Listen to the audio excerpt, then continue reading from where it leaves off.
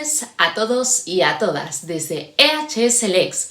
Hoy volvemos con una nueva píldora formativa en continuación con el programa de formación referente al emprendimiento dentro del sector de la moda, ¿vale? En esta ocasión vamos a centrarnos un poco en el cuarto de los pasos que debemos realizar para lanzar, ¿no?, nuestro negocio de moda de manera online, ¿vale? Para ello vamos a dividir este vídeo un poco en dos secciones. En primer lugar, hablaremos sobre la confección de los estatutos sociales y, en segundo lugar, de la escritura pública de constitución de la sociedad. Pues bien, ¿qué es esto de los estatutos de una sociedad? Pues son como una especie de contrato de sociedad, es decir, es el instrumento en el que se van a recoger las normas básicas que van a regir el funcionamiento y las relaciones de la sociedad. Es un pacto que se celebra entre todos los socios, donde se negocian las relaciones entre ellos, ¿vale? Así como entre ellos y la sociedad. Al ser un pacto, como hemos dicho, que es de carácter constitutivo, se celebra entre todos y, por tanto, es obligatorio, tanto para los socios que en ese momento están constituyendo la sociedad, como para aquellos socios que se vayan a sumar en el futuro, ¿no?, de la sociedad. En estos estatutos se deberá contener un mínimo obligatorio de cláusulas, ¿vale? Entre ellas nos vamos a encontrar, por ejemplo, la denominación de la sociedad, el objeto social, es decir, a qué se va a dedicar tu empresa, cuáles son las actividades que vas a realizar, que vas a llevar a cabo.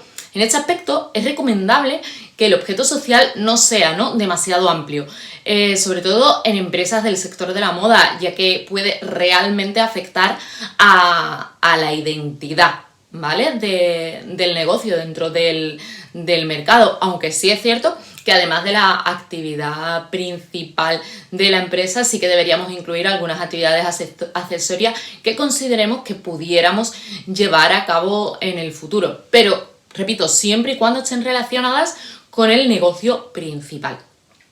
También deberán incluir, pues, el domicilio social, el capital social, donde evidentemente se tiene que expresar el número de participaciones en el que se divida, el valor nominal de las mismas, su numeración correlativa y, si estas fueran desiguales, pues también los derechos que cada una atribuya a los socios y evidentemente la cuantía o extensión de estos. También debemos incluir el modo o modos de organizar la administración de la sociedad, es decir, vamos a ver el número de administradores o al menos cuál va a ser el número máximo y el número mínimo, así como también el plazo de la duración del cargo y, sobre todo, el sistema de retribución si la tuviera. También es necesario incluir el modo por el que los órganos colegiados de la sociedad deliberan y adoptan sus acuerdos. Además de esto, existen una serie de pactos que pueden incluirse o no dentro de los estatutos, ya que no son de carácter obligatorio, sino que son voluntarios, ¿vale? Entre ellos nos encontramos, por ejemplo, la fecha de comienzo de las operaciones de la sociedad, si queremos que sea en un momento concreto, ya que hay que tener en cuenta que, salvo que tú pongas otra cosa dentro de los pactos, las operaciones de la sociedad comenzarán justo en la fecha de la escritura de constitución. También podemos incluir, por ejemplo, una fecha diferente de cierre de ejercicio social, la duración de la sociedad, ya que en caso contrario, y de no mencionarse nada, se entiende que las sociedades tienen una duración indefinida.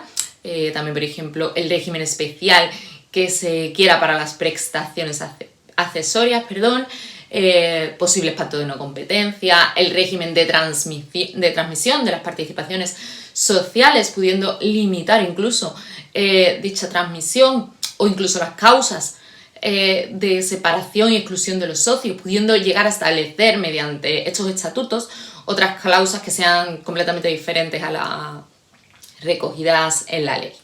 Llegados a este punto, es importante resaltar la necesidad de que estos estatutos sean flexibles, pero también prácticos en la función de la actividad económica de nuestra empresa, ¿vale? De manera que no debemos incluir reglas, no sé, demasiado rígidas y poco prácticas, ya que podrían incluso ser obstáculos para la buena marcha de las relaciones entre los socios e incluso resulte negativo para el éxito del negocio en sí mismo.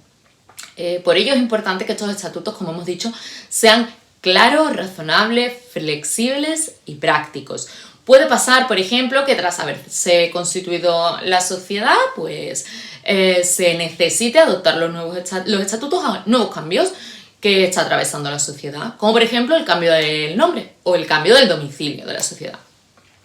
No podemos olvidar que los estatutos se pueden modificar en cualquier momento y cuantas veces queramos, pero siempre cumpliendo con una serie de requisitos. ¿Cuáles son estos requisitos? Pues bien, en primer lugar, deberá ser una modificación acordada en una junta general, es decir, los administradores o socios, autores de la propuesta de modificación, van a tener que redactar un texto de modificación, ¿vale? Posteriormente se convocará una junta general mediante un anuncio de convocatoria. En ese anuncio se deberá incluir también expresamente los extremos que se pretenden modificar, así como el derecho de todos los socios a poder examinar este documento de propuesta de modificación de la sociedad, así como que se lo envíen a su domicilio o ir incluso o que se lo envíen por medios digitales, ¿vale? En segundo lugar, pues cuando se celebre esta junta será necesario el voto favorable de más de la mitad de los votos correspondientes a las participaciones en que se divida el capital social. ¿Para qué? Pues para que pueda llevarse a cabo esta modificación, si no, no sería posible. Y por último, cuando la modificación se refiera a temas como por ejemplo la sustitución o modificación sustancial del objeto social, la prórroga de la sociedad o la creación o la extinción anticipada de la obligación de realizar prestaciones accesorias o, por ejemplo, la modificación del régimen de transmisión de las participaciones sociales, o en caso de cambio de domicilio al extranjero, por ejemplo, en esos casos los socios que no hubieran votado a favor a dicha modificación van a tener derecho a separarse incluso de la sociedad, ¿vale? Incluso se incluyen también los socios sin voto. Además, para que la modificación sea efectiva, una vez que se adopte el acuerdo, se hará constar en escritura pública ante notario y se inscribirá dentro del registro mercantil, perdón. Esto es todo con lo que respecta a los estatutos sociales, ¿vale?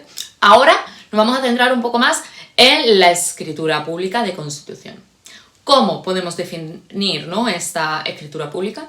Pues bien, es el acto por el que las personas socias fundadoras de una entidad proceden a la firma de la escritura de constitución ante notario y a la aprobación de los estatutos de la sociedad. Este trámite deberán llevarlo a cabo todas las sociedades, incluidas las sociedades laborales y las cooperativas. Pero a eso también tenemos una excepción, es decir, todas salvo la sociedad civil o irregular si no se aportan en ella bienes inmuebles ni derechos reales.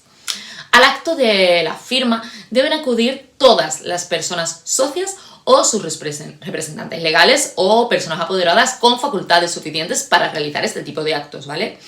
El lugar de tramitación, pues evidentemente es ante notario, y cuando acudamos a nuestra cita con el notario correspondiente tendremos que aportar una serie de documentos. En primer lugar, la identificación, ¿no?, de las personas que vayan a firmar, los DNIs, los poderes, en el caso de que vayamos a representar. La certificación negativa de denominación del registro mercantil central. También los estatutos de nuestra sociedad que ya han sido previamente confeccionados. Y por último, el certificado bancario del ingreso del capital social inicial que hemos aportado para poder constituirla.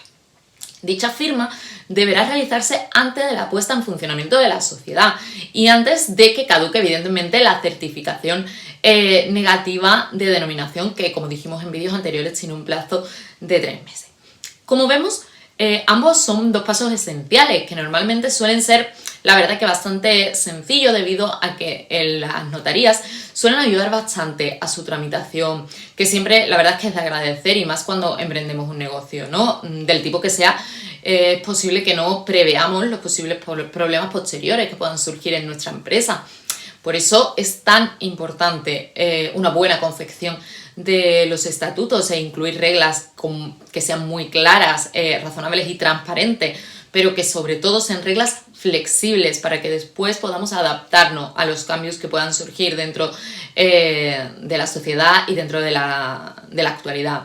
Bueno, pues esto ha sido todo por hoy, os agradezco muchísimo vuestro tiempo y espero que os haya ayudado un poquito y estéis cada vez más cerca de lanzaros a crear ese negocio online de moda y estos consejos y tips os estén siendo de utilidad.